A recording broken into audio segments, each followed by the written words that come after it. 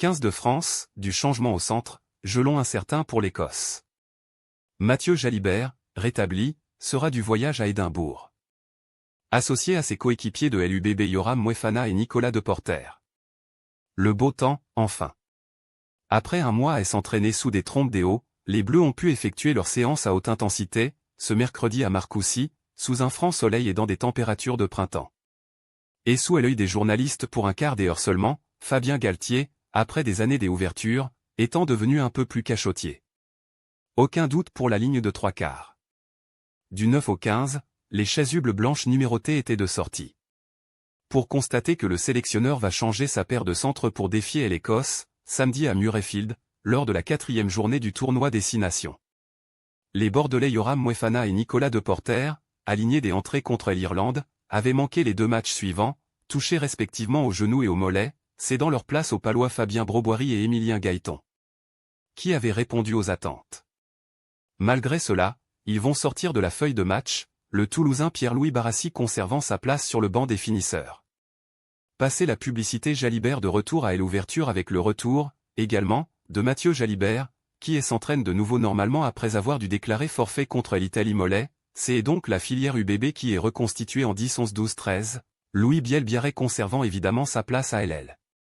Les cachotteries du jour concernaient les avants. Seule certitude, Anthony Gelon, le mollet droit strappé, a assisté à la séance sans y prendre part. Le numéro 8 toulousain est donc incertain pour le déplacement à Édimbourg. Au centre de la 3e ligne, le Montpelliérain Lenny Nouchi, entré en jeu lors des 3 premières journées, semble tenir la corde pour, cette fois, être aligné des entrées de jeu. En l'absence de chasuble, les avants ont tourné. Mais il semble qu'en 2e ligne, après avoir alterné entre les attelages Olivon Guillard et Flamand Mifou, cette fois le staff ait choisi de mixer en lançant des entrées Charles Olivon et Emmanuel Mifou. Réponse ce jeudi à 11h30 avec l'annonce officielle de la composition. Le 15 de départ probable, 15. Ramos 14. Atisogb, 13. Deporter, 12. Moefana, 11.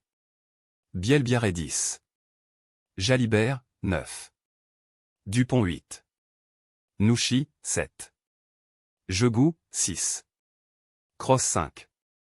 Mifou, 4. Olivon 3. Aldegri, 2. Marchand, 1. Gros. Sujet suivant. Je m'en fiche complètement, la réponse sèche de Donald Trump au sujet d'un potentiel forfait de l'Iran à la Coupe du Monde 2026, Le Parisien. La réponse ne rassurera pas les supporters iraniens. Dans le flou quant à sa participation à la Coupe du Monde 2026, pour laquelle LS est pourtant dûment qualifiée, en raison du contexte géopolitique brûlant entre l'Iran et les États-Unis, la Team Melli pourrait prochainement annoncer son retrait de l'échéance estivale. Une chose est sûre, cette question ne préoccupe absolument pas Donald Trump. Je m'en fiche complètement, a lancé le président des États-Unis selon des propos rapportés par le média américain Politico. Je pense que l'Iran est un pays très affaibli. Ils sont à bout de souffle, a-t-il ajouté, laissant loin derrière lui le sujet sportif au profit de la politique. Pour rappel, la Fédération iranienne de football réfléchissait encore ce dimanche, au lendemain de l'opération Epic Fury menée conjointement par les États-Unis et Israël ayant conduit à la mort du guide suprême Ali Khamenei, à déclarer forfait pour le Mondial 2026, qui se tiendra en Amérique du Nord du 11 juin au 19 juillet.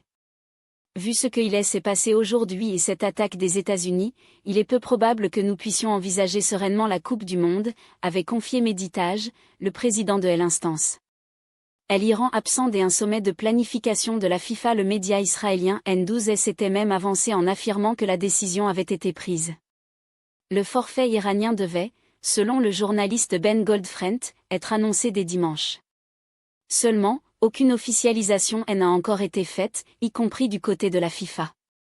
En revanche, l'Iran était bien absent du sommet de planification en vue du mondial organisé par l'instance à Atlanta au début de la semaine, renforçant les doutes quant à sa participation, alors que les frappes israélo-américaines se poursuivent ce mercredi dans la République islamique, tout comme les tirs de représailles menés par l'Iran dans le golfe Persique.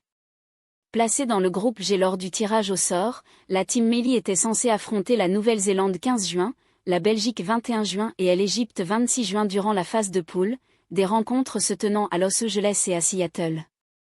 En cas de forfait, l'Iran pourrait être remplacé par les Émirats arabes unis ou l'Irak, selon le résultat des barrages intercontinentaux.